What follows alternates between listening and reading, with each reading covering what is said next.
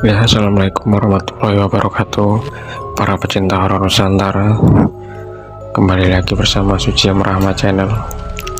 Dan kali ini saya mau menceritakan kembali Bedong Mayit part 4, juga sekaligus part terakhir dari Bedong Mayit. Dan sebelum kita mulai ceritanya, jangan lupa teman-teman untuk klik tombol subscribe dan juga like, komen, serta share-nya. Dan tak perlu menunggu lama lagi, langsung saja kita mulai ceritanya.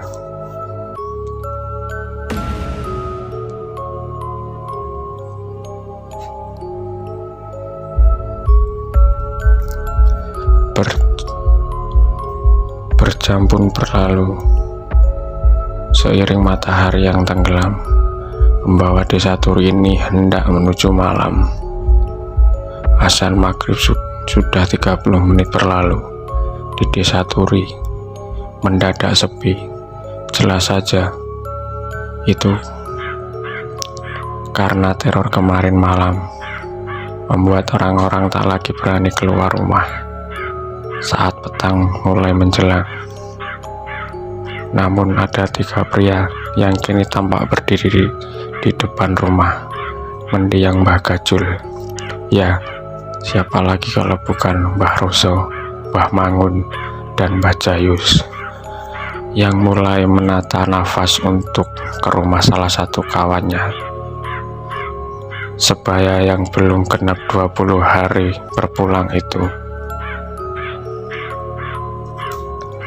Hingga setelah dirasa siap, pria-pria tua itu pun mulai masuk dengan hanya bermodalkan cahaya dari senter baterai yang mana secara kebetulan hujan pun tiba-tiba turun dengan sangat deras beberapa saat setelah berada di dalam rumah Mbah Gajul itu. Mereka pun mulai berjalan untuk menuju dapur dengan langkah yang tak terlalu cepat, karena Mbah Mangun yang berada di paling belakang tak bisa diburu-buru oleh salah satu tangannya yang saat itu tampak membawa ember kecil yang berisikan air. Di dalam rumah mendiang Mbah Gajul itu, suara tangis, pekik tawa, dan erangan aneh sebenarnya sudah terdengar sejak mereka mulai masuk, yang semakin lama terdengar kian ramai saja. Suaranya sangat jelas meski menyelip di antara hujan malam itu. Namun hebatnya hal ini sama sekali tak cukup untuk membuat sesepuh itu bergeming ataupun takut. Alon-alon wae, pelan-pelan bisik suami Mbah Sulami itu sembari mengusap wajahnya yang mulai berpeluh. Singkatnya, mereka pun telah berada di ruang makan, yang mana berarti setelah ini mereka akan sampai di tempat yang dituju. Namun di ruangan ini gangguan pun terjadi, gangguan tak biasa yang tanpa disengaja seketika meruntuhkan kokohnya keberanian mereka semua. Gangguan itu berupa wujud penampakan pocong yang menghadangi di ambang jalan menuju dapur. Awalnya mereka tak begitu takut, walau memang sedikit dibuat terkejut, hingga semua pun tiba-tiba tertegun ketika tanpa sengaja salah satu cahaya senter yang mereka bawa menyorot ke arah bagian atas dari sosok pocong itu. Penampakan itu tak biasa, pocong dengan tali atas yang terlepas sampai memperlihatkan bagian kepalanya. Namun bukan itu masalah sebenarnya. Yang mana runtuhnya nyali para sesepuh itu adalah karena wajah dari pocong itu adalah paras mendiang kawan mereka, yaitu Mbah Gajul.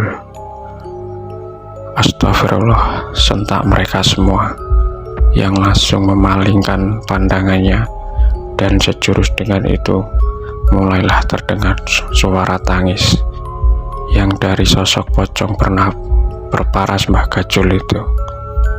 Tangisnya lirih, terisak, membuat ketika sesepuh itu mulai mencoba untuk berbicara.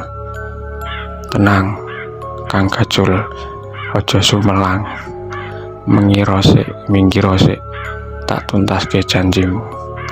Tenang Kang Gajul, jangan khawatir, menyingkirlah sejenak. Akan kami tuntaskan janjimu," ucap Mbah Jayus yang mewakili dengan suara yang terbata.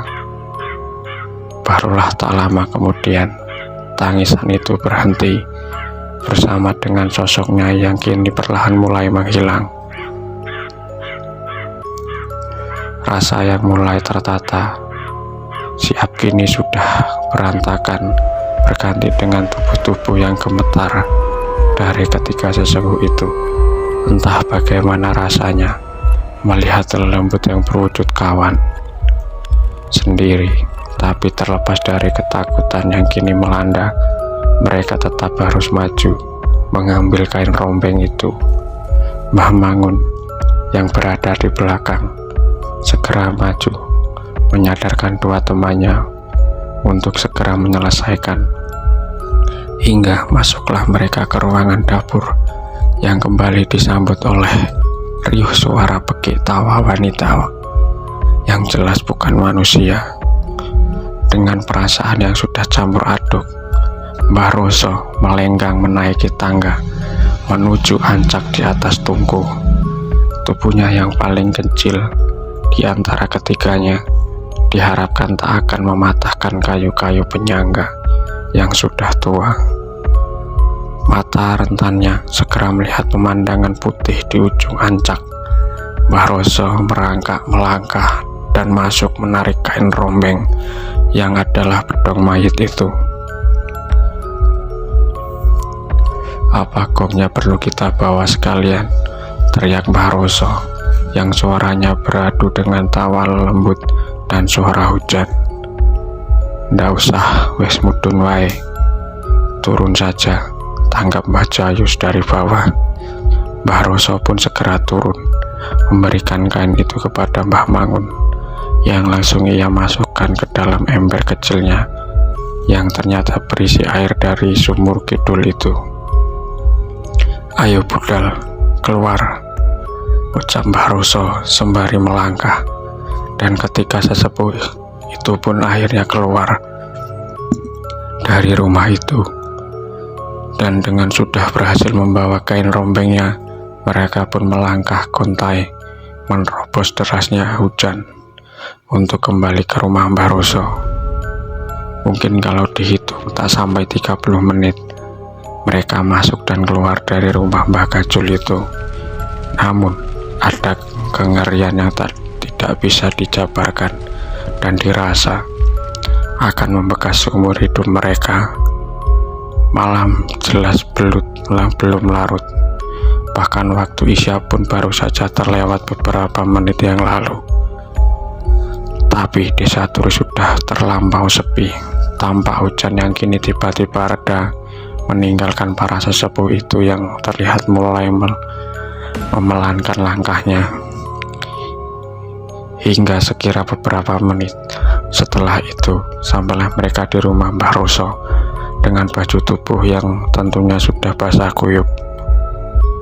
Mbah Mangun langsung menyerahkan ember yang berisi berisi kain rombeng itu kepada Mbah Gendis, yang segera menutupnya dengan copek tanah dan menaruhnya tiga ikat daun sirih di atasnya.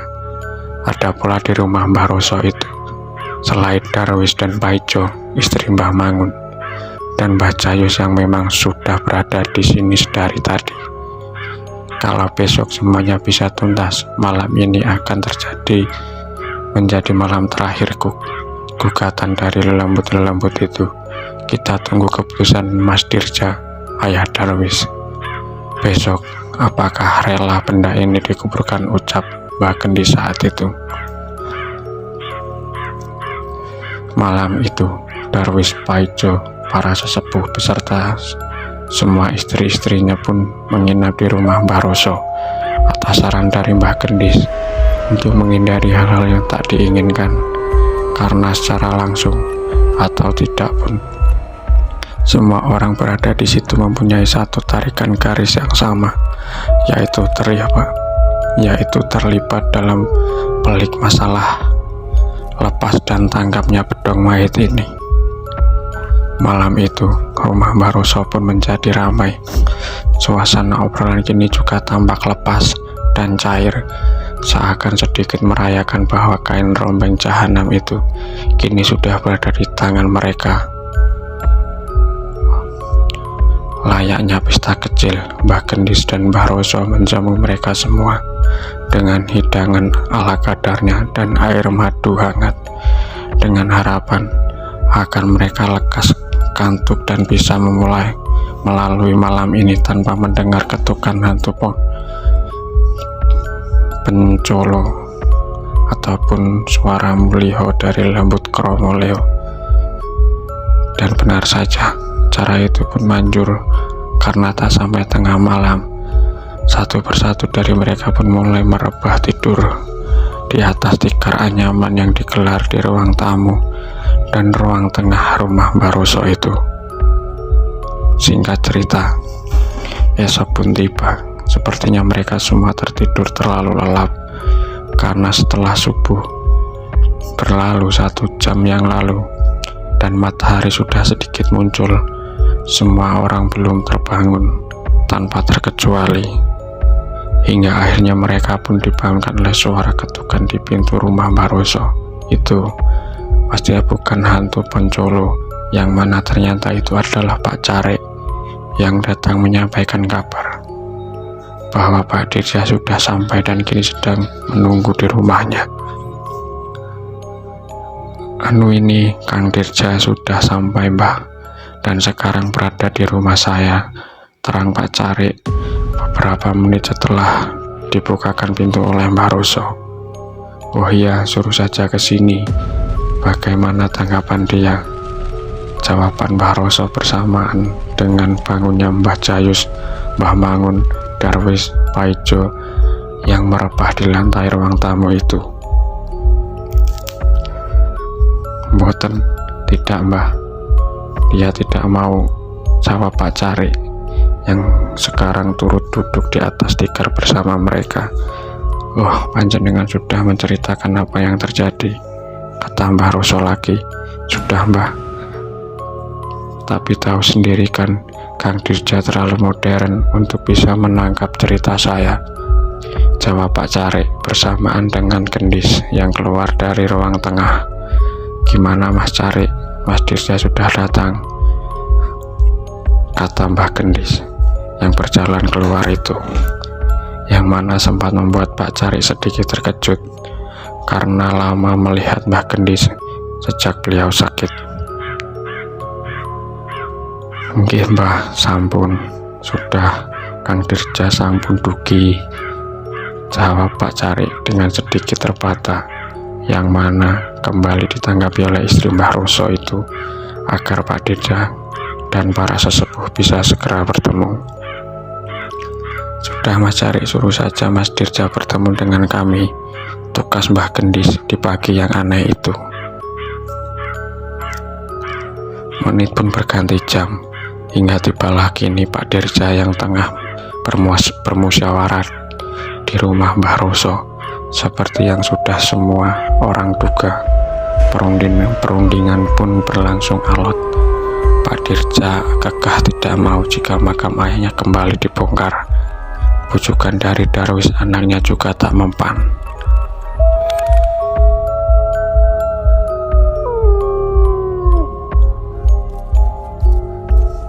Bahkan paparan-paparan dari para sesepuh tentang beban berat yang harus ditanggung kelak tetap tak mampu membuat satu-satunya anak mendiang Mbah Gajul itu goyah, dan malah justru bersumpah dengan mengancam akan memperkarakan siapapun orang yang hendak membongkar makam ayahnya. Amit sewu, permisi Mbah, kalau tetap memaksakan saya tidak akan segan-segan untuk memperkarakannya, ancaman Pak Dirja dalam musyawarah itu. Sebenarnya tak ada masalah, jika Dirja lebih memilih untuk membawa bedong mayat itu daripada menguburkannya sesuai wasiat. Toh itu juga sama-sama menghentikan teror di desa Turi ini. Sebagai kawan Mbah Gajul, para sesepuh tentu tidak ingin melihat anak dari kawannya itu memilih pilihan yang salah.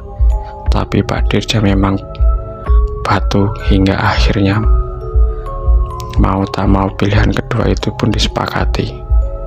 Ya sudah Mas Dirja, kalau memang itu mau panjenengan tidak apa-apa, bawa saja barang ini.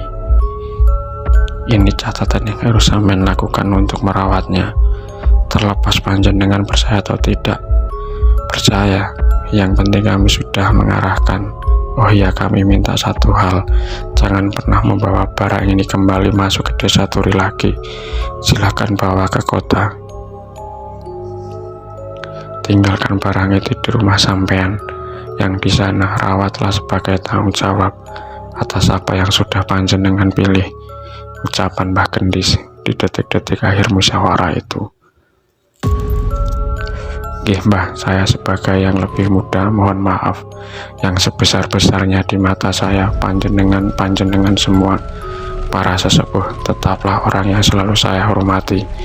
Saya akan membawa barang ini dan akan meleburnya dengan cara yang saya yakini, karena terus terang saja saya juga tidak mau memelihara barang-barang seperti ini. Sekali lagi saya mohon maaf. Saya pamit dan titip anak saya Darwis. Sampai acara 40 harian Bapak Mbah Gajul, pungkas Pak Dirja dalam musyawarah itu, dan ditutup oleh para sesepuh yang mendoakan semoga Pak Dirja menemukan orang yang mempunyai kemampuan untuk melebur atau melarung bedong mayat itu. Pada akhirnya kain rombeng jahanam itu pun tak dikuburkan bersama Mbah Gajul sesuai apa yang telah diwasiatkan, hanya karena ketidakrelaan Pak Dirja yang tak mau kalau makam ayahnya kembali dibongkar. Dan seiring hari berlalu, teror di desa Turi memang akhirnya berhenti dan berangsur-angsur kembali tenang, tentram seperti sedia kala. Akankah kelak timbul petaka baru jika melihat Pak Dirja yang jelas-jelas hanya membawa kain rombeng itu tanpa ada kemauan untuk merawatnya? Apakah dia berhasil menemukan yang mampu memusnahkannya? Semoga saja, meski dengan caranya masing-masing. Semua orang tentu mempunyai tujuan yang baik. Oke teman-teman, sampailah di situ cerita bedong mayat part 4 dan juga mengakhiri cerita dari bedong mayat. Jangan lupa untuk klik tombol subscribe dan juga like dan juga share-nya juga. Oke, wassalamualaikum warahmatullahi wabarakatuh.